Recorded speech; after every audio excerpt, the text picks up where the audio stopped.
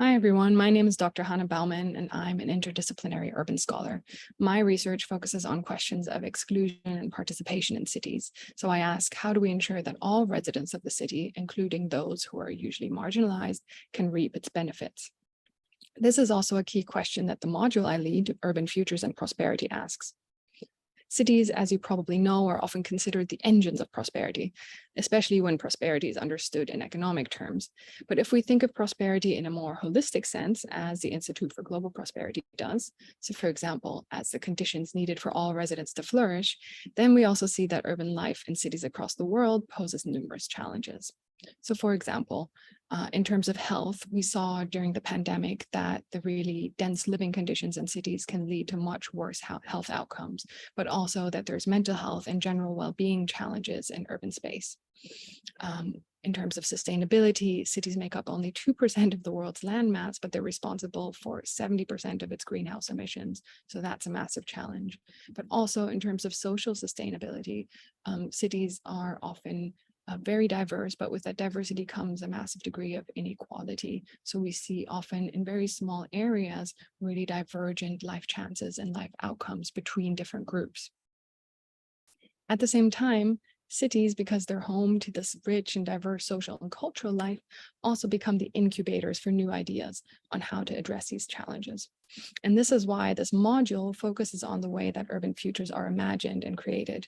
What are the proposals for tackling these problems, for making cities better living spaces for everyone? Each of our sessions will address a particular urban challenge and will consider different real-world case studies of initiatives and proposals that seek to address that particular challenge. So for example, we'll be looking at free of charge transport as a universal basic service to not only improve air quality in the short term, but alleviate the climate impact of cities and the mobility in cities. We'll be looking at participatory budgeting as a means for giving residents more of a say in how their cities are shaped. We'll be looking at how interventions in public space where non-citizens are included can alleviate intercommunal tensions. These are just a few examples. Over the course of the module, we'll see that different groups, as they envision better urban futures, don't always have the same idea of what that means, what makes a city prosperous or what makes it a good city. And they also diverge in the pathways that they want to take in order to get there. So we have to consider those tensions where different stakeholders' visions come into conflict with each other. And we have to ask, how can we balance different residents' needs, claims, and aspirations to the future city as well?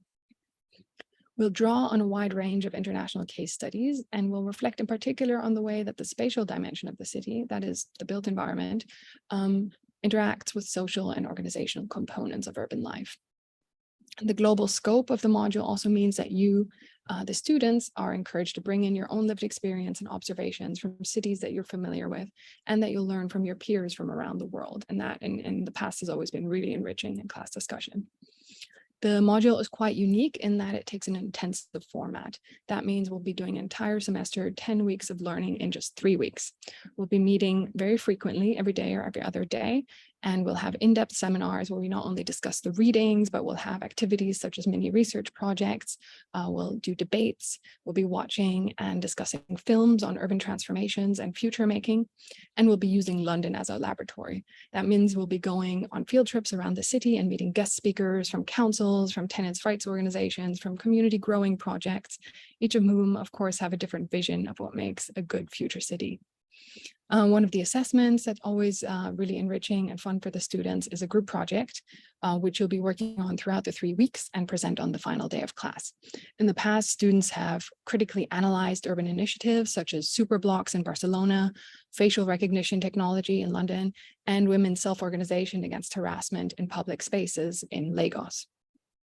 So as you can see, by the end of the module, you'll have gained a strong understanding of key urban challenges and potential solutions to enhance the prosperity of cities in a holistic manner. And you'll also have knowledge of historic and contemporary case studies of urban change making, and you'll, more importantly, have the ability to critically analyze those. In addition, you'll gain a really global sense of issues that are particular to certain regions or to particular cities, as well as the possibilities for policy mobility and innovation across regional contexts. So that means how innovative models and initiatives might be translated, adapted, or scaled up in different contexts. If you have any questions about the module, feel free to reach out to me. And if you decide to join, I look forward to seeing you in class in term 3. Thank you.